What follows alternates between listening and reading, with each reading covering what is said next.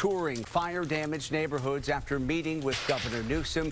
Good evening, everyone. I'm Alex Savage. President Trump and Governor Newsom rarely see eye to eye, and they have sparred recently over the response to those fires. But today, the two leaders shook hands and toured the devastation together. As the president walked off Air Force One this afternoon at LAX, Governor Newsom was there on the tarmac to greet him and the First Lady. The two briefly spoke to the media before the president boarded Marine One helicopter to fly over the Palisades fire zone not far away. And right now, the president has made his way to the Fire Command Center, where he is now meeting with various officials. KTVU's Janet Katsuyama joining us here in the studio with the latest on the president's visit to Southern California. Janet? Yes, Alex, there's a lot going on right now. If you take a look behind me, you can see this is a live picture of the president and the First Lady meeting with a number of different officials down in Los Angeles, including Los Angeles Mayor Karen Bass. So you can see right now they're having a discussion right there in Los Angeles. Governor Newsom and the president were extremely cordial when they met on the tarmac as the president arrived. After landing in LA, the president and First Lady took Marine One to tour one of the areas destroyed by the fire. The president walked along a residential area in the Pacific Palisades area with the First Lady and fire officials. They met with homeowners who were impacted by the fire. And then, as we mentioned, just about 15-20 minutes ago, the president arrived at the command center and spoke with first responders there. I saw a lot of bad things on television, but the extent of it, the size of it, we flew over it in a helicopter. We flew to a few of the areas, and it is devastation. President Trump and Governor Newsom have struck a very cordial tone so far. That is in stark contrast to the tension earlier in the day and the week. On Friday, President Trump suggested that federal aid might be conditional on California changing policies on water and voter IDs. In California, I have a condition. In California, we want them to have voter ID so the people have a voice, because right now the people don't have a voice because you don't know who's voting. California Governor Gavin Newsom, who defended California policies during the first Trump administration, quickly replied with this post.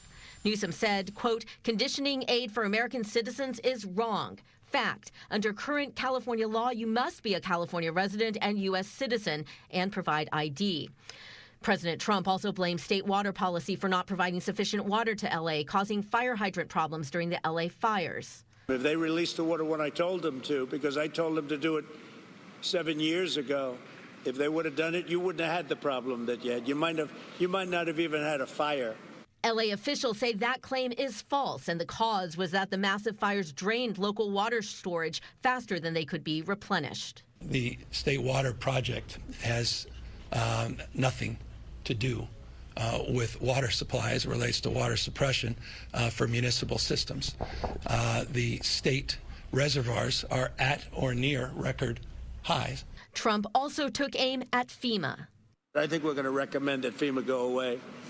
And we pay directly, we pay a percentage to the state, but the state should fix this. Recovery is block grant funding, so to be able to do that in the recovery operations and be able to have the states take a larger role in that is very efficient and effective.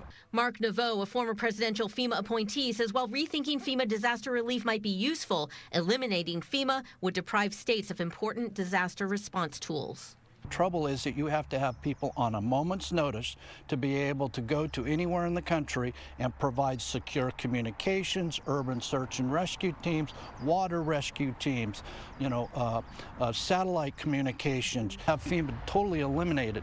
We won't have the ability to have those resources on a moment's notice. That's the key.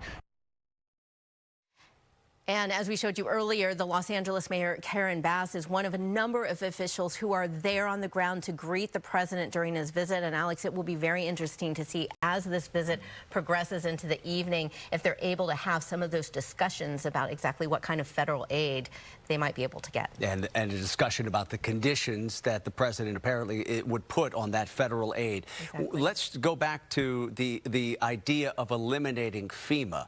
Theoretically, what would that mean for states like California when they are facing disasters like these wildfires?